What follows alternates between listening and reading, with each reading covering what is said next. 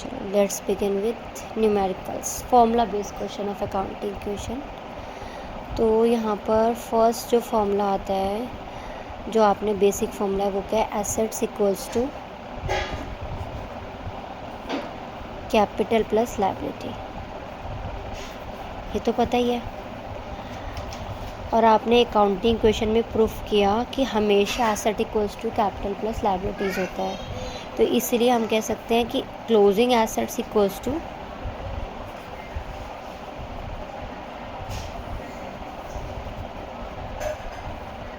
Closing capital plus closing liability होगा। In the same way opening assets equals to opening capital plus opening liabilities होगा। तो अगर यहाँ पर देखें क्लोजिंग कैपिटल फाइंड करने का फर्स्ट मेथड क्या आया, क्लोजिंग कैपिटल इस वाले से, ये यहीं रहा, ये इधर आ गया। मैथमेटिकली है closing assets minus closing liabilities. ठीक है, ये आपका एसेट लायबिलिटी पे बेस्ड है। कौन सा फॉर्मूला लगाना है डिपेंड्स ऑन द सिचुएशन कि आपको क्वेश्चन में गिवन क्या है। अगर मेरे को क्वेश्चन में एसेट और लायबिलिटी दी है तो I will use this formula. But closing capital का जर्नल मीन क्या होता है? क्लोजिंग कैपिटल का मीनिंग होता है capital at the and.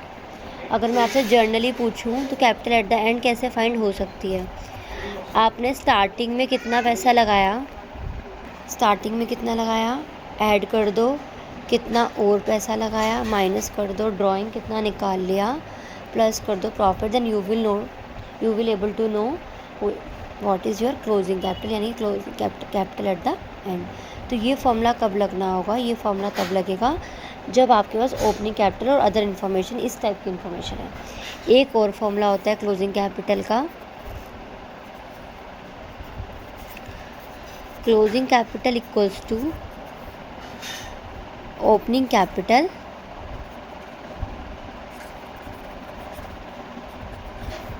Plus revenues, मतलब प्रॉफिट ना देके आपको रेवेन्यू और एक्सपेंस दे दिए, माइनस एक्सपेंसेस। रेवेन्यू का मतलब तो समझते हो ना, टोटल अमाउंट रिसीव। तो टोटल अमाउंट रिसीव दे दिया आपको, कितना हुआ, टोटल खर्चा दे दिया, तो उससे प्लस माइनस कर दोगे, आपने कुछ विड्रॉ नहीं किया तो आपका तब भी क्लोजिंग कैपिटल हो जाएगी। ठीक है, ये है क्लोजिंग कैपिटल। ये कुछ और इम्पॉर्टेंट बातें जो आपको बतानी है मुझे भी। अब ये इन्फॉर्मेशन क्या है कि अगर क्वेश्चन में आपको only capital is given, that capital of the firm is इतना, then you will always assume opening capital. क्या मानोगे? वो ओपनिंग है इफ़ नथिंग इज़ गिवन कह रही हूँ मैं। अगर question is asking calculate the capital, then it is asking about the closing capital. ठीक है, if given in the question then opening capital, if asking in the question then closing capital. In the same way question is asking about the asset, calculate the asset.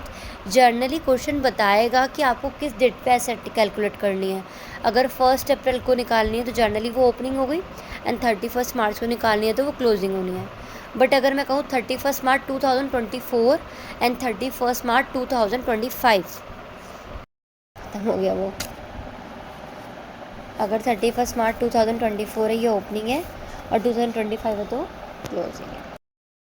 अब बात करते हैं TS Grewal के practical problem की। ठीक है, 2 practical problem ले लेते हैं जो आपको फॉर्मूला बताए थे उस पर बेस। एक तो क्वेश्चन नंबर 21 है, ये ओल्ड बुक है मेरे पास वैसे, इसमें पर ज़्यादा चेंजेस नहीं है। यहाँ पर है फर्स्ट पार्ट, ए पार्ट है, Gurman had a capital of 75,000 on 1 April 2023। 1 अप्रैल को कैपिटल दी हुई है, तो this is opening capital. How much? ₹75,000. He had also goods amounting to ₹15,000 which he had purchased on credit and the payment had not been made. अगर payment उसके पे नहीं किए हैं तो दैट मीन्स वो क्रेडिटर्स उसमें आ गए होंगे, और अगर क्रेडिटर्स हैं तो वो क्या है, हमारी लायबिलिटी है। कितनी है वो? 15,000। क्लियर है? आपसे क्वेश्चन की रिक्वायरमेंट क्या है? Find out the value of total assets of the business. Total asset कैसे कैलकुलेट करते हैं? अब टोटल एसेट कुछ नहीं पूछा हमसे, हमें इन्फॉर्मेशन क्लोजिंग की कोई दे नहीं रखी, यानी कि हमें टोटल एसेट कौन सी पूछी है?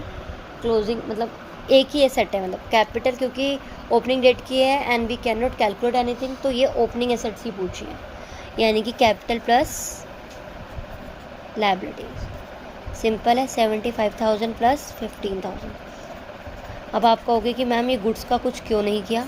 गुड्स का इसलिए नहीं किया क्योंकि ये जो गुड्स हैं वो इस एसेट का पार्ट है ऑलरेडी, वो अपने आप ही कैलकुलेट हो रही हैं। ठीक है, अब इसी का ही बी पार्ट करते हैं। इसमें क्या लिखा है देखो, he incurred loss of 1700, he withdraw 800 for personal use, find out the capital and asset of the business.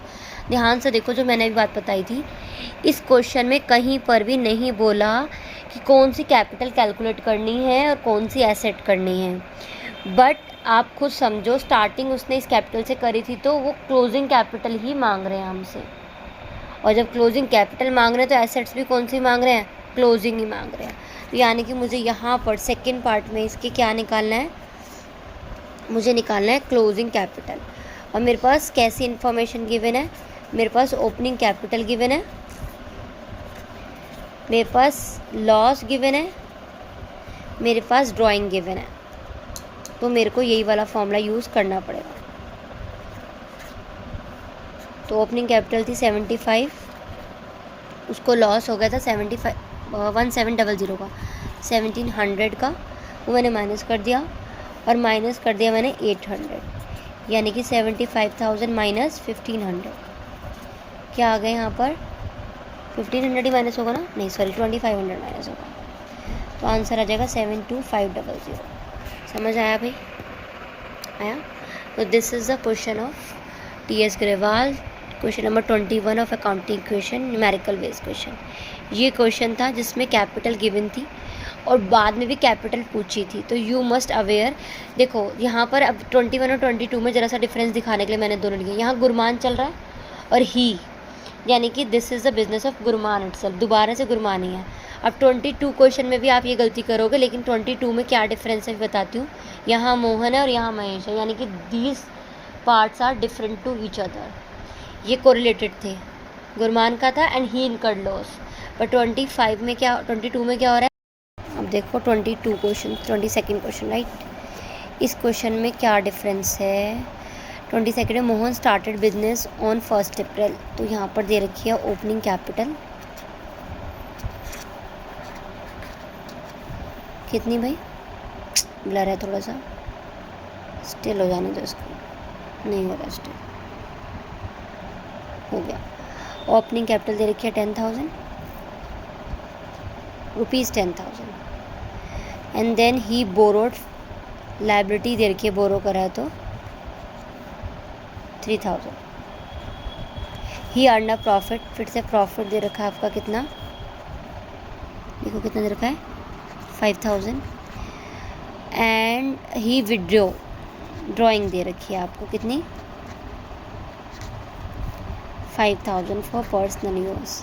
What is the capital on 31 मार्च 2024? यहाँ भी क्लोजिंग कैपिटल ही पूछी है, तो जैसी इन्फॉर्मेशन है वैसा ही फॉर्मूला लगा देंगे। ओपनिंग कैपिटल वॉज 10,000,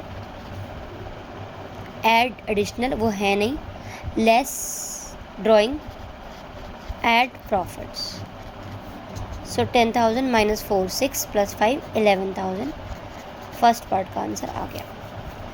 अब आइए जरा सेकेंड पार्ट में। सेकेंड पार्ट में Mahesh started, this is a very important thing, वहाँ मोहन था और यहाँ महेश है, यानी कि पूरा क्वेश्चन ही अलग है।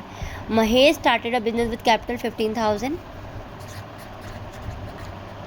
यानी कि महेश की कैपिटल अब की बार कितनी? 15,000। During the year he earned a profit 3,000, he owes 25 to suppliers, what is the total asset? During the year उसने क्या क्या किया है? उसने प्रॉफिट अर्न किया है 3,000 का, और उसने सप्लायर्स को देना है, यानी कि उसके क्रेडिटर्स दे रखे हैं कितने थे भाई? क्रेडिटर्स थे आपके 2500, और पूछा है find the total asset and total liability. अब की बार भी नहीं बोला क्वेश्चन ने कि आपको कौन सी टोटल एसेट चाहिए, तो अगर आपको ओपनिंग दिया है साल के स्टार्टिंग में और उसके बीच में जो जो हुआ है वो भी दिया है, तो यानी कि क्लोजिंग एसेट और क्लोजिंग कैपिटल की बात करते हैं। तो क्लोजिंग कैपिटल कैसे निकलेगी? 15,000 लगाए थे, 3,000 का प्रॉफिट, ना एडिशन दिए ना ड्राइंग दी, तो सीधा 18,000 आ गया क्लोजिंग कैपिटल, क्योंकि लायबिलिटी स्टार्टिंग में इतनी थी and they have not said about the liability at the end, तो liability will remain same, opening भी क्लोजिंग भी, इसलिए हमें क्लोजिंग एसेट्स पूछी है। Closing assets will be closing capital plus closing liability, short form मुझे अलाउड है, बस हमेशा बोलती हूँ। 18,000 प्लस 2500, तो ये आंसर आ गया आपका कितना, 20,000, यही आएगा ना, खत्म। दोनों पार्ट में डिफरेंस समझ में आया, ये सिंपल सा पार्ट था, खत्म।